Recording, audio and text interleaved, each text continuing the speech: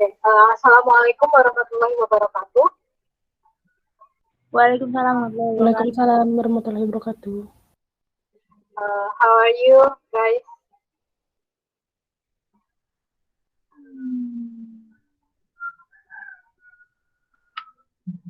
Alright, good afternoon everybody. I hope you are in a good condition and we are staying healthy. And today we are going to discuss about teaching by principle. Well, this PPT is present from me and my friend, Fahrul Raihan. Okay, let's continue to our discussion. Well, today we are going to talk about the fourth chapter that consists of three principles. There are cognitive principles, affective principles, and linguistic principles. The first principle is cognitive. Well, why do these principles called as cognitive?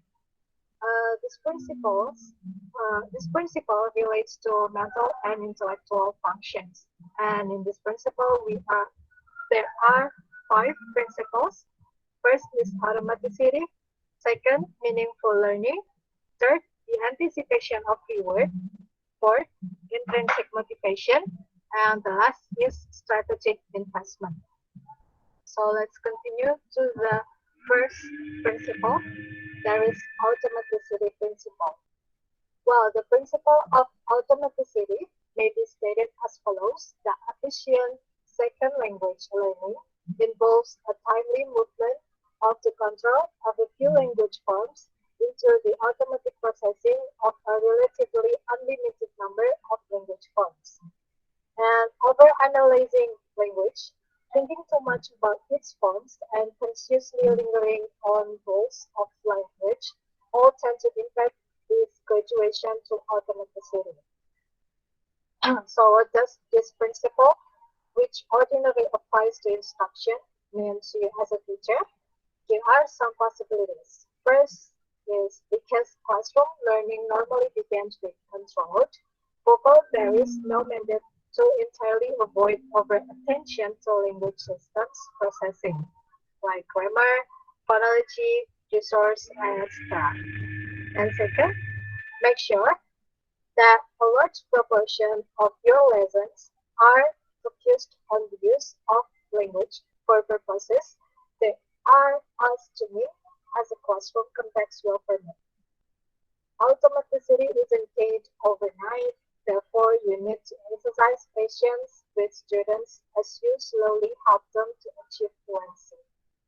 Well, jadi prinsip dari automaticity ini adalah lebih mengarah kepada bagaimana siswa dalam mempelajari second language gitu. Jadi automaticity ini tidak bisa muncul secara tiba-tiba atau si siswanya itu tidak bisa tiba-tiba memahami tentang bahasa lain yang mereka pelajari gitu. Jadi kita sebagai tenaga pendidik, of course harus sabar, and then memberi sebuah latihan-latihan supaya mereka itu lebih memahami dan mengerti tentang bahasa yang mereka sedang pelajari. Next principle is meaningful learning. The principle of meaningful learning tells us that some oral hearing is appropriate, and selected phonological elements like phonemes, rhythm, stress, and intonation, for example, can indeed be taught effectively through pattern repetition. And what does the implications in the classroom? First, capitalize on the power of meaningful learning by appealing to students' interests, academic goals, and career goals.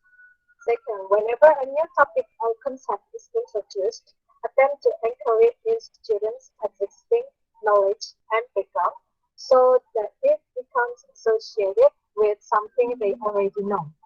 And then, avoid the pitfalls of rote learning, like too much grammar explanation, too many abstract principles and theories, and too much drilling and poor memorization. Jadi prinsip dari meaningful learning ini lebih kepada uh, lebih kepada bagaimana cara kita untuk melatih mereka ke pengucapan suatu kata dengan benar. Dan caranya adalah menggunakan repetition atau pengulangan. Dan saat kita menggunakan prinsip ini, kita harus perhatikan bahwa di saat kita menyampaikan materi itu, jangan sampai membuat mereka confused. Seperti menggunakan penjelasan grammar yang terlalu banyak sehingga mereka bosan, mereka bukannya mengerti malah tambah bingung, and then too many abstract principle and theories. Kita menggunakan teori-teori kajian yang bukannya membantu, malah membuat mereka itu tanya-tanya, kok jadi susah ya, seperti itu. Dan jangan membuat mereka untuk banyak memorization. Right. The next principle is the anticipation of the word. Well, this principle is related to F. Skinner, an American psychologist, behaviorist, author, inventor, and social philosopher. He demonstrated that the strength of words in thought and human behavior. And actually, everything we do is inspired and driven by a sense of purpose or goal. And according to Skinner, the anticipation of reward is the most powerful factor in directing one's behavior. So what does the conclusion of this principle? Well, this principle concludes that human beings are universally driven to act or behave by the anticipation of some sort of reward, tangible, intangible, short-term, or long-term, that will ensure as a result of the behavior. Nah, jadi prinsip dari the anticipation of reward ini berkaitan dengan seorang tokoh Amerika, psikologis Amerika, yang bernama B.F. Skinner, di mana beliau menyampaikan bahwa sejatinya manusia itu melakukan suatu hal karena adanya dorongan untuk mencapai goals dan juga mendapatkan reward. Dan berdasarkan teori si Skinner ini, beliau itu menyimpulkan bahwa adanya rasa untuk mendapatkan suatu reward itu menjadi pendorong bagi seseorang untuk melakukan sesuatu, dan itu bisa menentukan seseorang itu akan melakukannya dengan baik atau enggak.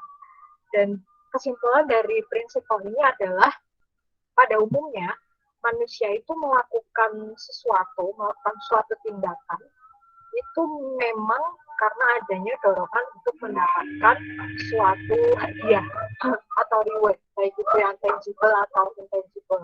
Contoh dari tangible, reward nyata dalam bentuk nyata, misal mendapatkan piala penghargaan, mendapatkan medali, grand prize berupa uang.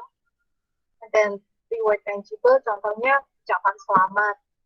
And short term or long term. Short term misalnya ya ucapan selamat tadi, kita kan nggak mungkin kayak mengingat siapa aja udah ngasih selamat, gimana ucapan selamat mereka, itu kan pasti akan lupa gitu.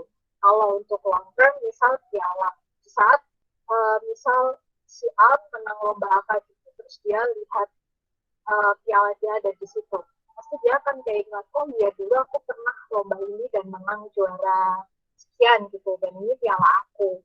Begitu menjadi suatu penentu orang dalam melakukan tindakan itu. Biasanya kalau ada sometimes if there is a reward, they will do their best. Dan misal kalau kita udah diiming-iming, misal nanti hadiahnya mobil, pasti kita akan dengan sendirinya, dengan naluriah itu akan mencoba untuk melakukan yang terbaik untuk mencapai reward tersebut.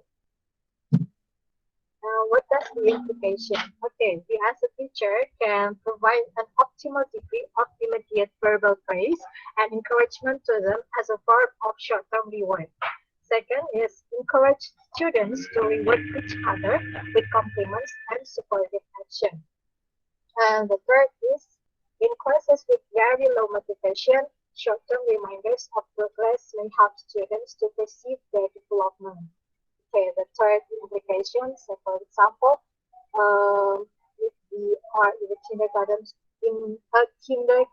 school, we could give them some stickers like smiley stickers or a star sticker to show that their work is good and they they would do their best.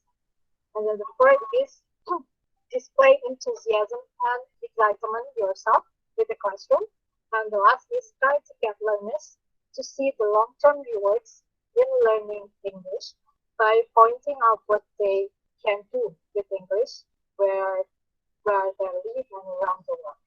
Jadi kita sebagai guru dalam prinsip ini kita bisa memberikan sebuah verbal praise kayak ucapan selamat, ucapan penyemangat yang bisa membuat mereka itu merasa dihargai, usaha mereka, hasil kerja mereka bisa dihargai.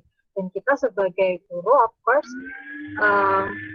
mengajak sesama murid kita untuk saling menghargai, saling memberikan ucapan selamat, saling menyemangati kepada teman-teman sebayanya, teman-temannya. Dan yang ketiga, ini umumnya digunakan untuk anak-anak usia maybe playgroup atau TK atau SD kelas di bawah kelas 2, kelas 3-2 gitu. Kita bisa memberikan reward berupa mungkin nanti yang hasilnya sesuai dengan instruksi akan dikasih stiker berupa bintang atau stiker smiley yang mana mereka itu dengan adanya stiker itu nanti mereka bisa bangga kalau ini loh pekerjaan aku dihargai sama bu guru, sama teman-teman, seperti itu. And then display enthusiasm. Terus kita sebagai guru harus menampilkan antusias kita kepada kelas yang akan kita ampun. Nggak mungkin kita sebagai guru, misal ada masalah, terus kita bawa ke kelas, dan itu pasti akan membuat metode belajar. Proses belajar mengajar kita itu nanti akan terganggu. Dan itu juga akan berdampak pada siswa kita nanti. Kalau kita malas, mereka juga pasti malas. Seperti itu. And then try to get learners to see the long-term rewards. Learning English. Ini penting juga untuk kita, untuk memberitahu kepada mereka. Ini loh pentingnya kamu belajar bahasa Inggris. Misal kamu bisa berkomunikasi sama orang asing tanpa harus menggunakan kamus, Google Translate, maybe untuk kita yang university mahasiswa itu, kita bisa tahu kalau kamu bisa bahasa Inggris, inilah yang akan kamu dapat. Bisa kamu apply study abroad atau kamu kerja di luar negeri seperti itu. And then intrinsic motivation principle. The most powerful rewards are those that are intrinsically motivated within the learner, and no externally administered reward is necessary. The teacher can perform a good service to learners and to the overall learning process.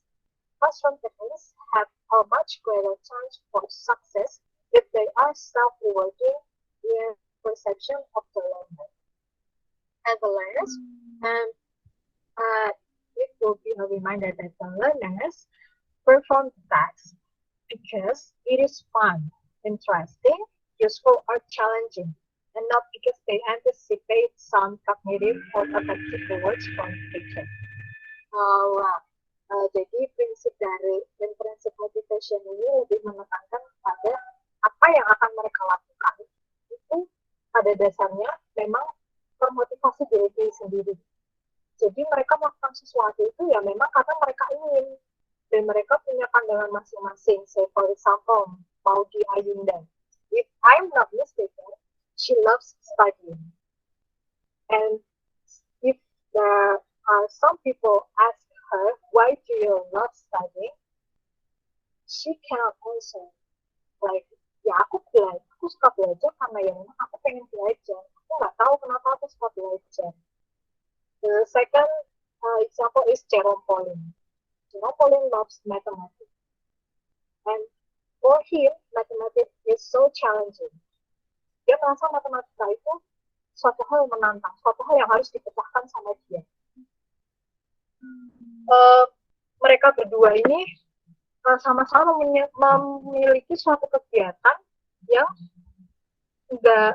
mungkin bagi beberapa orang nggak jelas motivasinya apa, tapi bagi mereka itu jelas, mereka melakukan suatu hal itu ya karena mereka ingin, dan mereka tidak punya pandangan untuk mendapat sebuah praising kayak sebuah cap bisa Jerome Pauline. Ada orang yang mereka pengen ngecap dia pintar karena dia pintar matematika, itu enggak, Jerome enggak mengharapkan itu.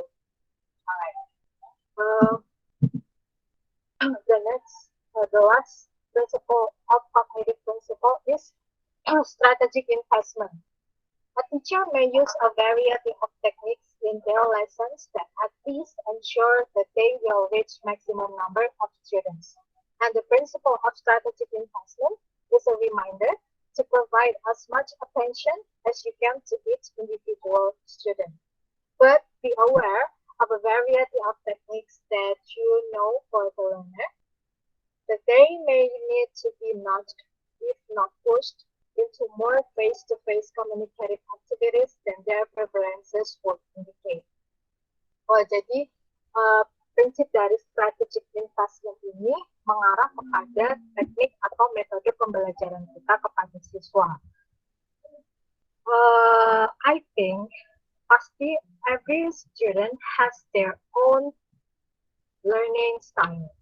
So maybe for example, ada yang suka audio visual learning, ada yang suka audio learning, ada yang suka belajar secara berkelompok, dan ada juga yang suka belajar mandiri. Jadi dia lebih suka mengerjakan suatu hal itu sendiri dan mencari tahu hal-hal itu sendiri.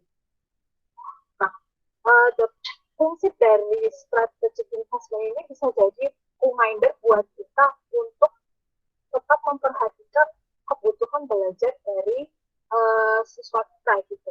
Jadi kita mungkin balik ke chapter yang pertama, melakukan screening kelas, pembacaan kelas, kita bisa belajar mengetahui gitu, apa sih metode belajar gimana sih yang dibutuhkan sama siswa gitu. Karena kalau kita memaksakan, misal kita pengennya discuss gitu, ada beberapa, there's some teachers that suka dengan discussing session. Ada beberapa guru yang suka dengan discussing session, tapi siswanya ada juga yang nggak suka dengan discussing session. Jadi ini penting banget untuk kita screening kelas dan juga screening cara belajar para siswa kita supaya mereka itu belajarnya tuh enjoy, nggak karena terpaksa.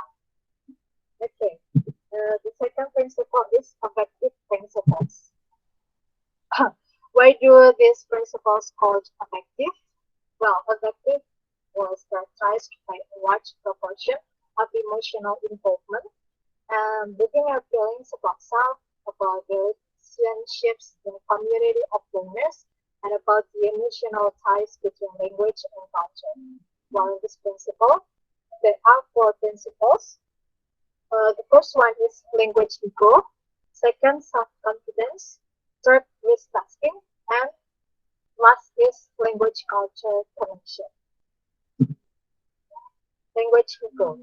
The language ego principle can be summarized in a well-organized claim that as human beings learn to use a second language, they also develop a new mode of thinking, feeling, and acting a second identity.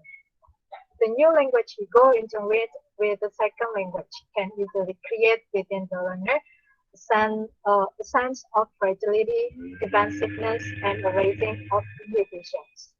Jadi prinsip ini lebih mengarah kepada saat seseorang atau saat murid kita mempelajari bahasa lain, itu pasti mereka akan mulai mengembangkan cara pikir yang baru gitu. Mungkin dengan mempelajari bahasa Inggris, dia jadi lebih tahu bagaimana cara penggunaan grammatical yang benar, dan dengan mereka belajar ini tuh pasti nanti akan timbul perasaan yang takut karena mungkin dia merasa teman-temannya yang lain lebih jago daripada dia, was-was dan juga khawatir kalau ada yang lebih baik dari dia gitu. So what the classroom applications gitu. We as a teacher can overtly display a supportive attitude to our students. And second, on a more mechanical, lesson planning level, your choice of technical and sequences of techniques needs to be cognitively challenging, but not overwhelming at an affective level. And considering learner's language in those states will probably help you to determine application and understanding will ease the process. Jadi kita sebagai guru, terus kita harus support, saling support kepada siswa-siswa gitu. At least katakanlah it's okay, go on. Ya kita nggak apa-apa, kamu lanjutin aja gitu. Semampu kamu sebisa kamu nanti saya bimbing seperti itu. Dan kita juga bisa menerapkan teknik atau metode belajar yang tidak terlalu menyulitkan dan juga tidak terlalu membebani mental mereka. Kadang ada siswa yang merasa terbebani, stres karena tugas yang banyak atau tugas yang deadline-nya mepet atau tugas yang udah susah, banyak, dan deadline-nya mepet. Itu pasti akan mengganggu emosi mereka, mental mereka. Mereka bisa jadi stres, terus bisa jadi malah bukannya mengerjakan, tapi malah malas-malasan. Karena itu terlalu sulit buat mereka. Dan sebagai guru, kita juga harus bisa saling mengerti dan sabar dalam menghadapi setiap siswa gitu. Karena setiap siswa kan pasti memiliki hambatan belajar yang berbeda. Well, the next principle will be akan dilanjutkan oleh Fahrul Raihan. Time is yours.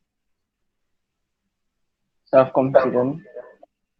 Learners believe that they are fully capable of accomplishing a task in at least partially a factor in their eventual success in attaining the task.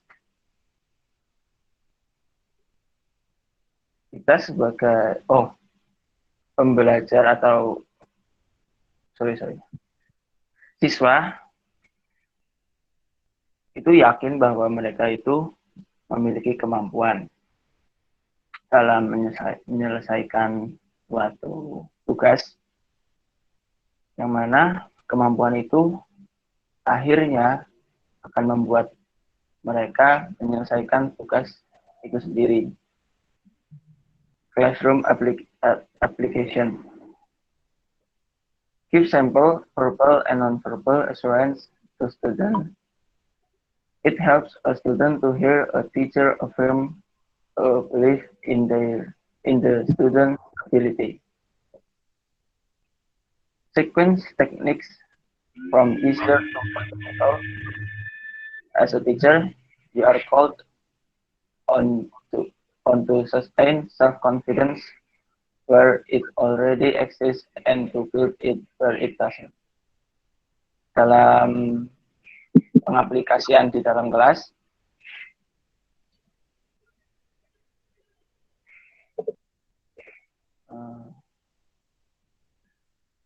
kita sebagai pengajar memberikan contoh ucapan maupun kata-kata dalam rangka untuk meyakinkan siswa bahwa siswa itu memiliki bakat dalam mempelajari bahasa yang baru. Second techniques from easier to more difficult. Sebagai pengajar kita dapat menerapkan tingkatan-tingkatan dari yang termudah sampai yang lebih sulit.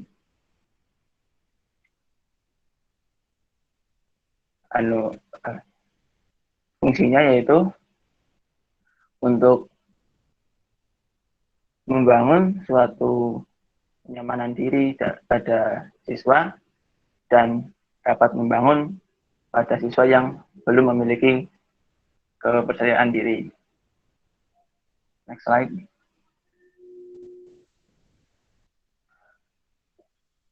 This tasking. These principles strike at the heart of educational philosophy. If learners recognize their ego fragility and develop the firm belief that yes, they can indeed do it, Then they are ready to take this necessary risk. They are ready to try out their new acquired language, to use it for meaningful purpose, to ask questions, and to assert themselves.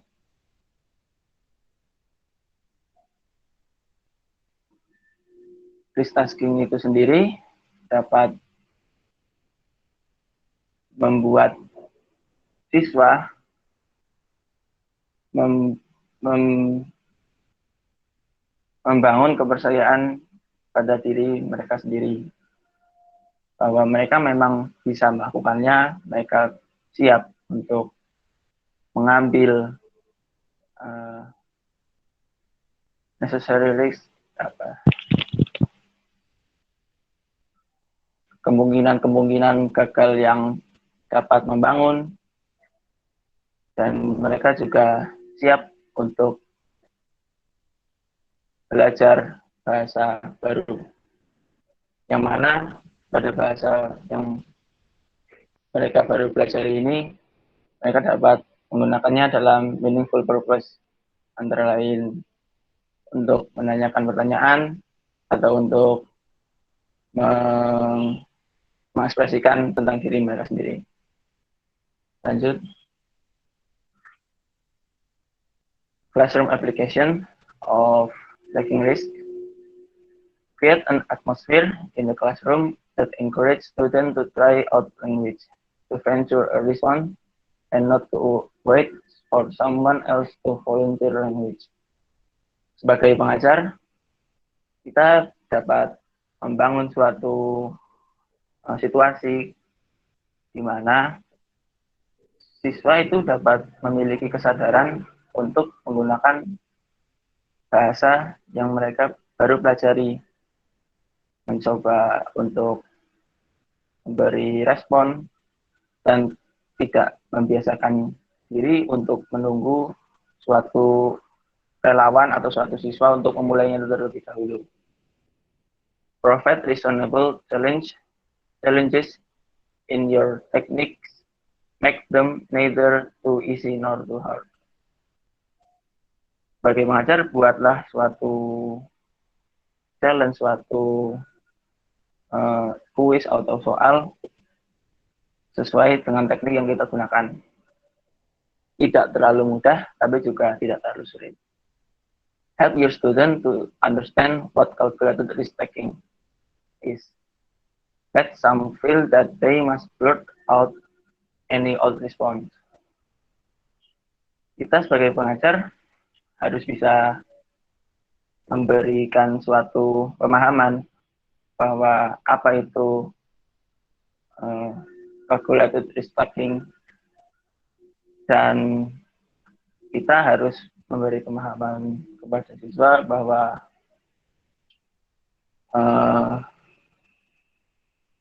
suatu banyak kalimat-kalimat yang mainstream yang biasa kita ucapkan itu, kita harus buang itu. Kita harus bisa membangun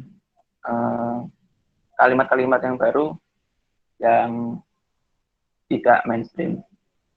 Respond to student risky attempts with positive affirmation, praising them for trying, while at the same time warmly but firmly attending to their language.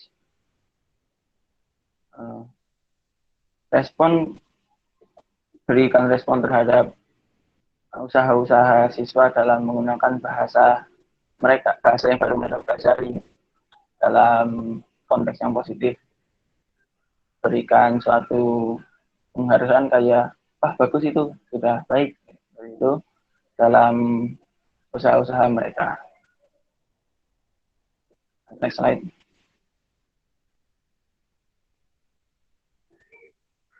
Language culture connection. Language and culture are intricately intertwined. Anytime you successfully learn language, you will also learn something of the culture of the speakers of that language. This principle focuses on the complex interconnection of language and culture. Whenever you teach a language, you also teach a complex system of cultural customs, values, and ways of thinking, feelings, and acting. Dalam memahami suatu bahasa, ada baiknya kita juga memberi pemahaman kepada siswa tentang budaya dari bahasa tersebut.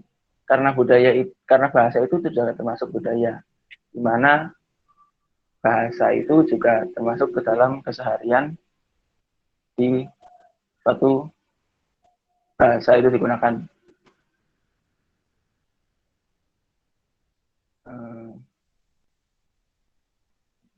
Whenever you teach a language, you also teach a complex system of cultural custom, values, and ways of thinking, feeling, and acting.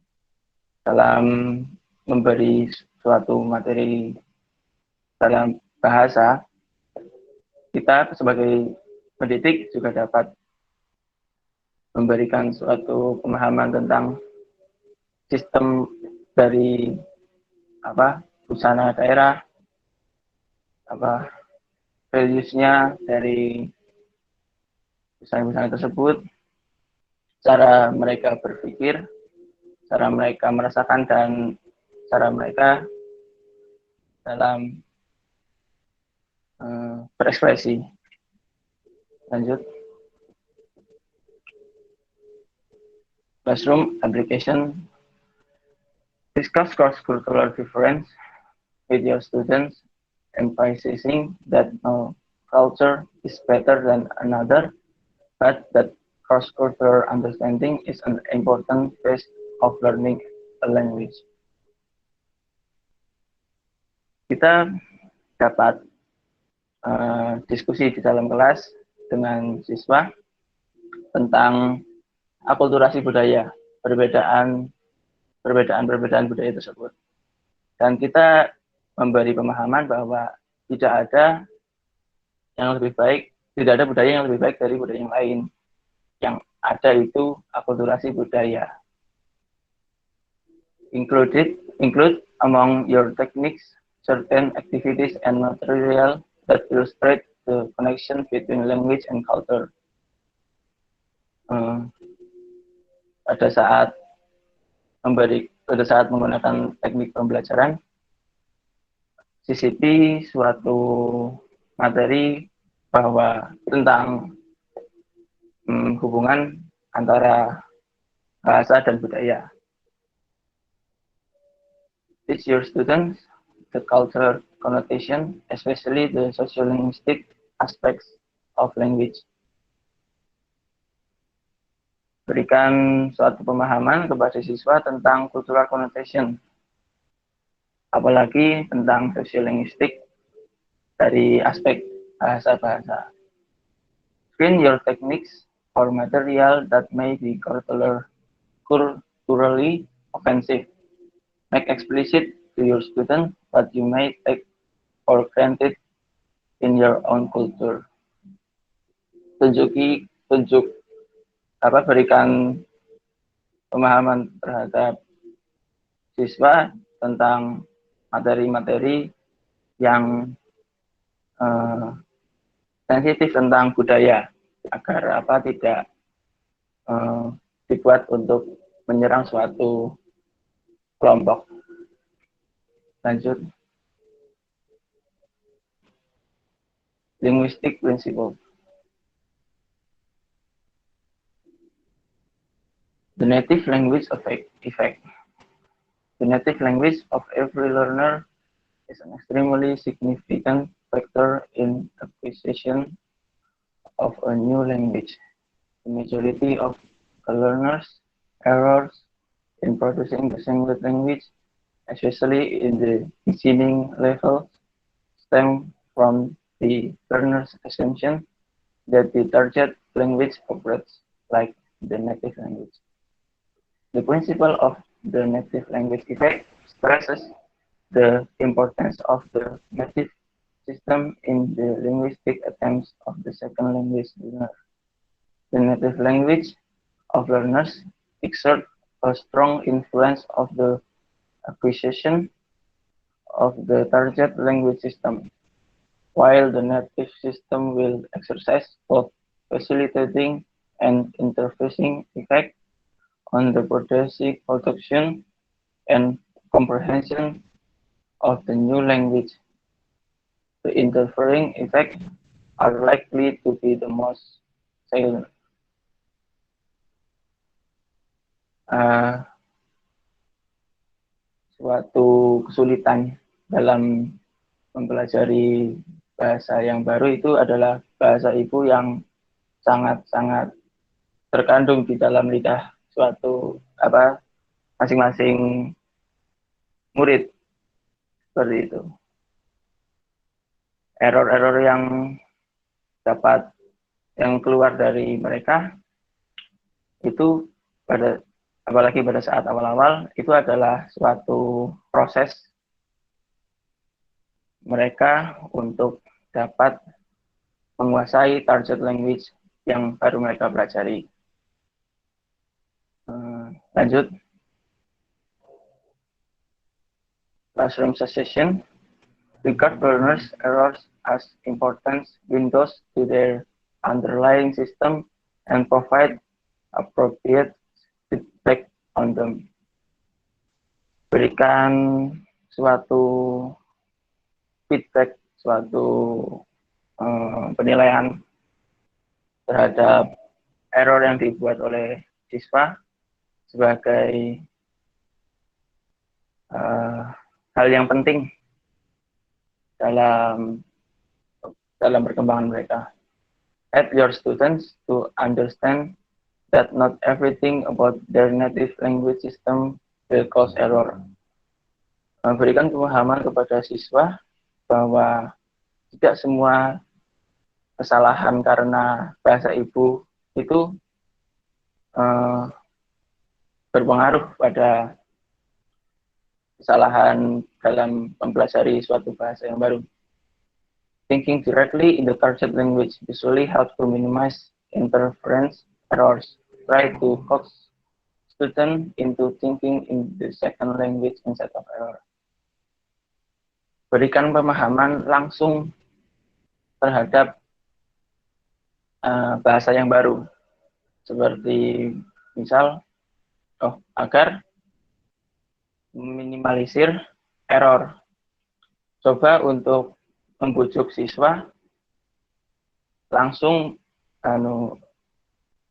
memahami dalam konteks bahasa yang baru agar tidak terbelit-belit dan langsung memahami tanpa ada error terlebih banyak.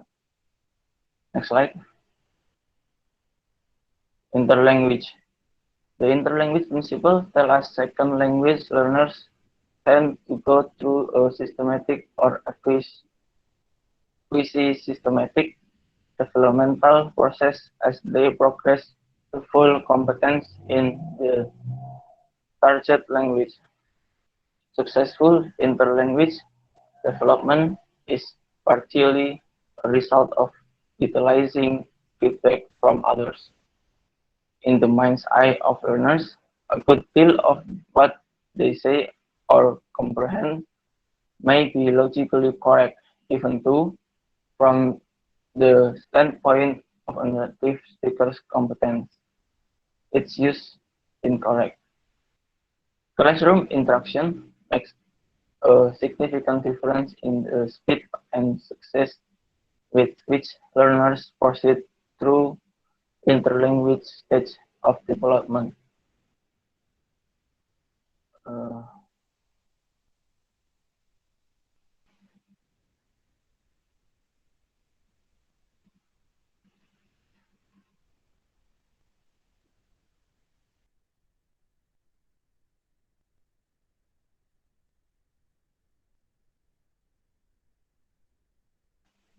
Tes.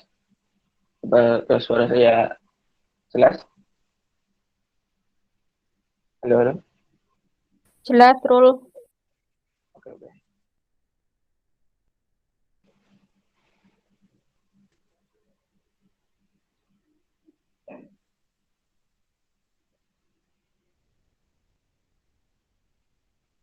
pemahaman antar bahasa pada siswa itu harus dibangun dengan sangat baik karena itu adalah bagian dari suatu proses dari bahasa yang dipelajari. Dalam pikiran siswa, apa yang mereka katakan itu adalah benar. Padahal, dengan asumsi, dengan tolak ukur,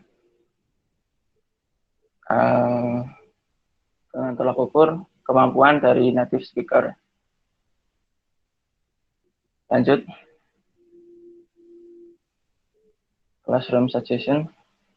Try to distinguish between a student's systematic interlanguage error and other error. The former will probably have a logical source that the student can become aware of. Teachers need to exercise some tolerance of certain interlanguage forms that may arise out of a student's logical developmental process. Don't make a student feel stupid because of an interlanguage error. Quietly point out of the logic of the Erasmus form. Sebagai pengajar, cobalah untuk memberikan siswa suatu sistem antar bahasa yang menjabarkan suatu kesalahan agar pertama mereka berpikir bahwa mereka dapat berkembang dan dapat aware of the errors, dapat meminimalisir kesalahan. Pengajar dapat memberikan suatu latihan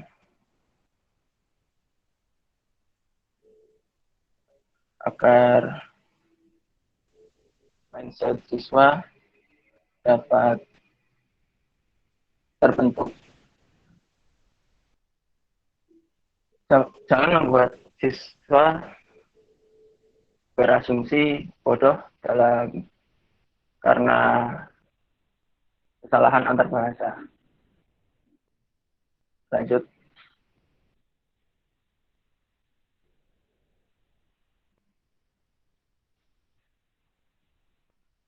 Next slide, please.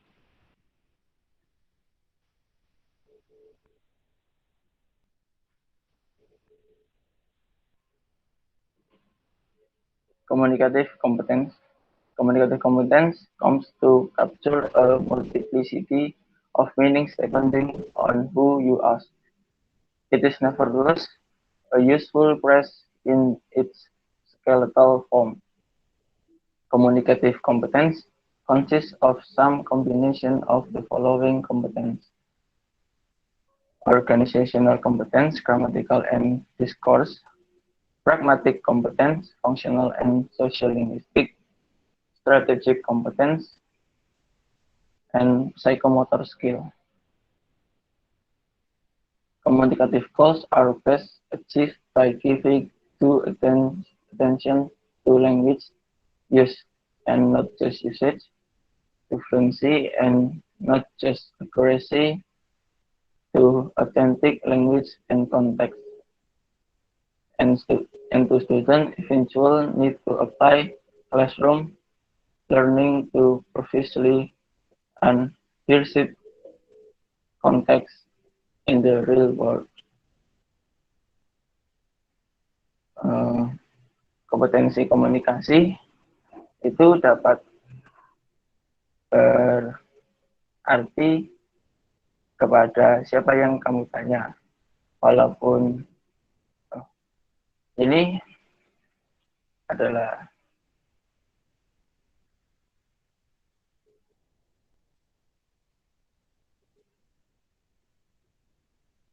sebentar.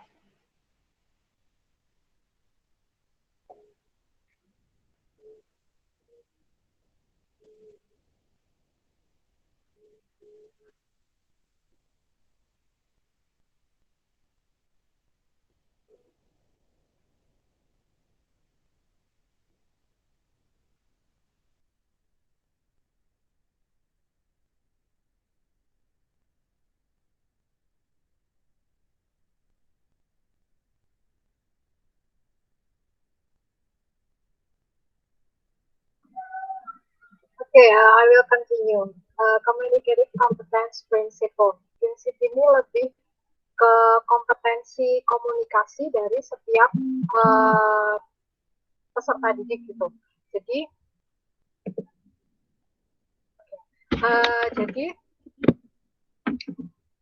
goals dari komunikatif ini adalah best achieved by giving due attention to language use and not just usage, to fluency and not just accuracy, to authentic language and context, and to students' eventual need to apply classroom learning to purposely and rehearse context in the real world.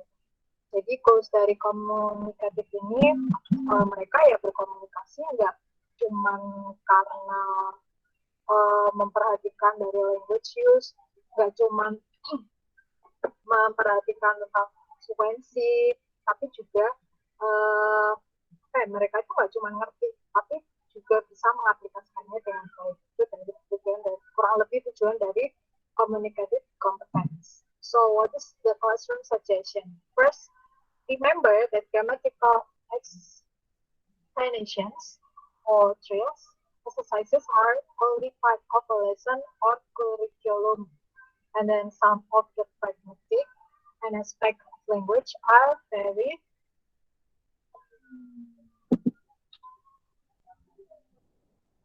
subtle and therefore very difficult, and make sure that your students have opportunities to gain some fluency in English without having to be constantly worried of little mistakes. Nah, jadi kurang lebih pada dasarnya kita sebagai guru itu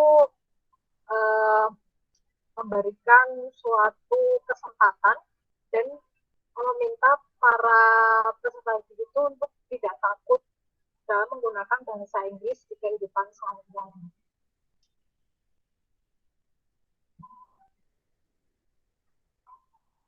Okay, enough. Is there any question?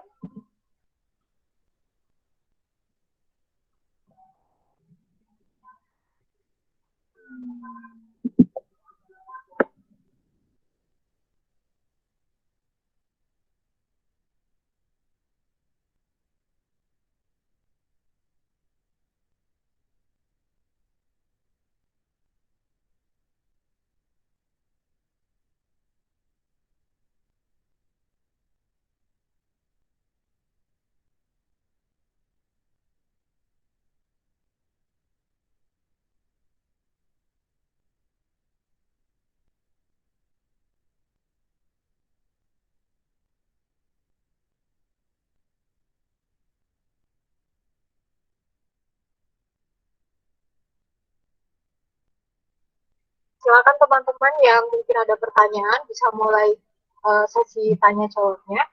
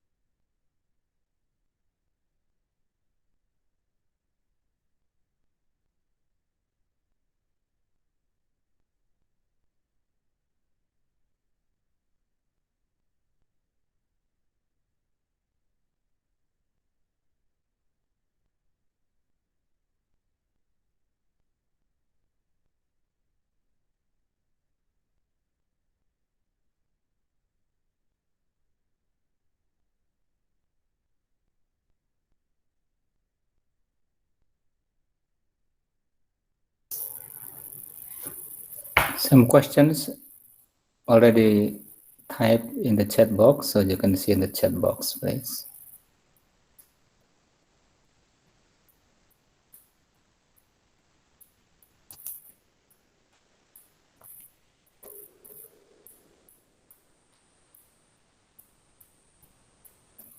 Okay, the first question is from Agus Tiovania.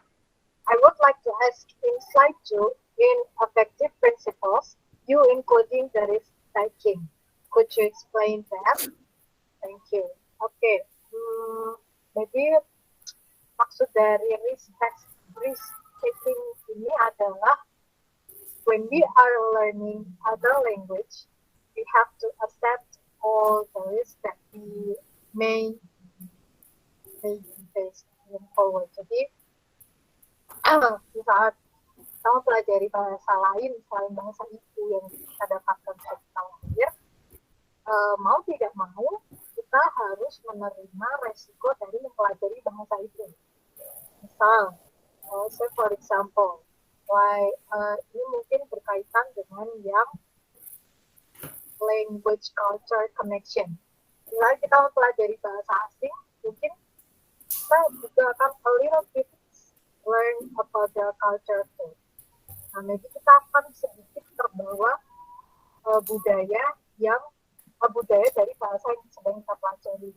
Ini itu maksud kurang lebih maksud dari risk taking itu sendiri. Jadi kita mau nggak mau, yaitu di dalam mempelajari bahasa asing, ya kita harus siap dengan konsekuensi yang akan kita dapatkan dari mempelajari bahasa asing itu sendiri.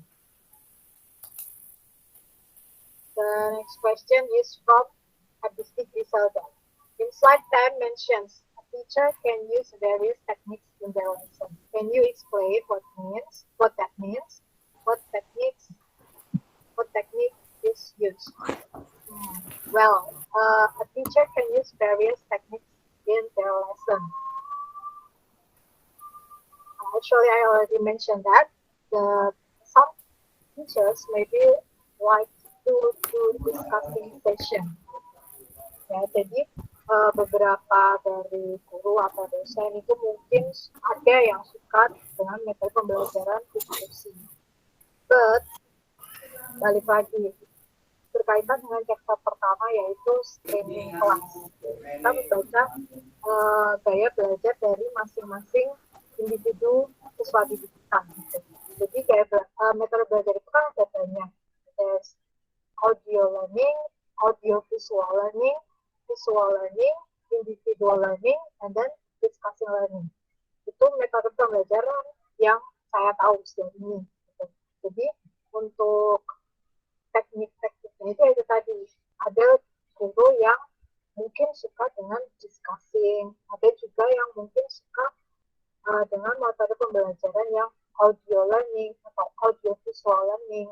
Dan itu as a teacher, we also have to know what the students needs, apa yang mereka butuhkan. Karena I believe that every student has their own learning style.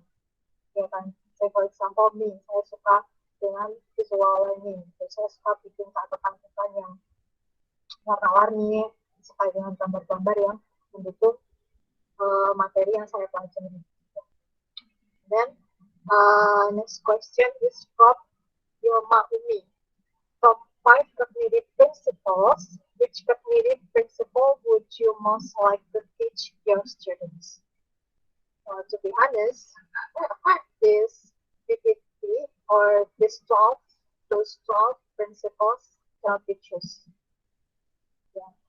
Prinsip-prinsip pembelajaran yang sudah dipresentasikan itu sebenarnya kita nggak bisa memilih salah satu. Karena as a teacher, kita mungkin akan apply 1 atau 2 prinsip dari ke-12 prinsip yang sudah saya dan Fahrul sampaikan tadi. Jadi dari 12 prinsip ini bisa diterapkan secara bertahap satu persatu dengan tidak melupakan teknik pembelajaran yang dikuasai oleh siswa gitu, karena setiap siswa kan baik lagi tadi dia memiliki teknik atau metode belajar masing-masing gitu. Untuk saya pribadi, maybe I will choose the anticipation of reading gitu. Karena saya I'm mirroring myself gitu. I will do my best if there's a big reward in front of me. Jadi saya mungkin memilih ke the anticipation of reward, principle the anticipation of reward, karena saya ngaca dari diri saya sendiri gitu. Saya akan melakukan atau memberikan yang terbaik dari saya akan berusaha sebaik mungkin untuk melakukan sesuatu atau mencapai sesuatu ya karena ada reward di depan saya. Entah itu rewardnya bentuknya apa, tapi saya tahu kalau ada reward. Jadi itu yang bisa saya sampaikan kurang lebih bisa menjawab pertanyaan teman-teman semua. Is there any questions?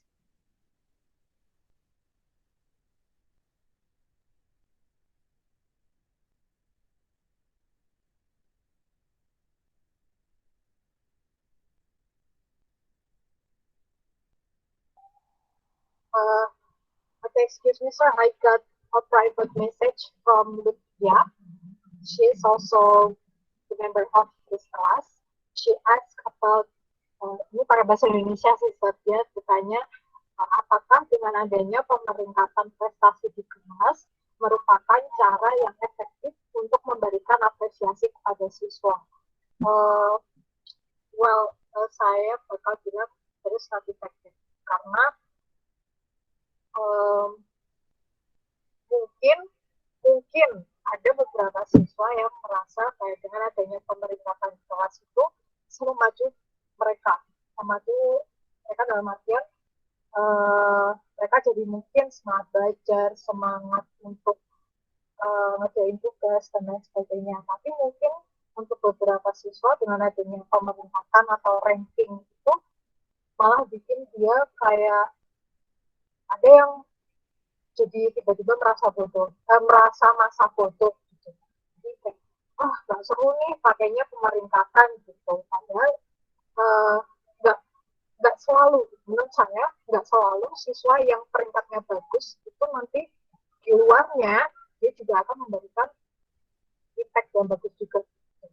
Atau menghasilkan sesuatu yang wow gitu, unbelievable. Itu nggak semua siswa seperti itu, dan nggak semua siswa yang udah masuk ke dalam pemeringkatan itu mereka bodoh, nggak bisa ngelakuin apa-apa. Mungkin itu bisa sedikit menjawab pertanyaan dari Lutfia. Is there any questions?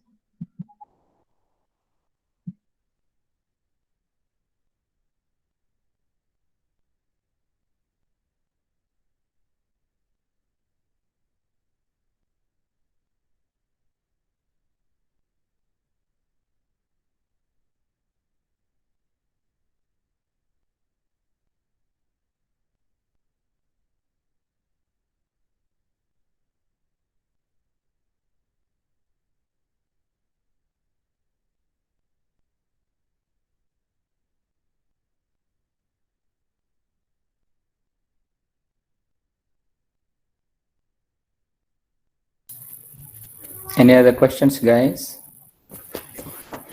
No?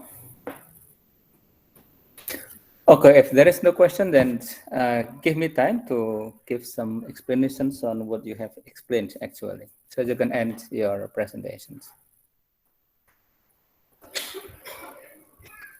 Nidya, are you there? Oh, wait for a moment. Can you repeat what did you say? Oh, sir, excuse me. No, if there is no more question, you can end the presentations and let me explain more. Okay, thank you so much for your attention, guys. I'm sorry if when me and our present PPT is maybe not clear for you. Thank you for joining this meeting and thank you for your attention. Wassalamualaikum warahmatullahi wabarakatuh. Waalaikumsalam warahmatullahi wabarakatuh.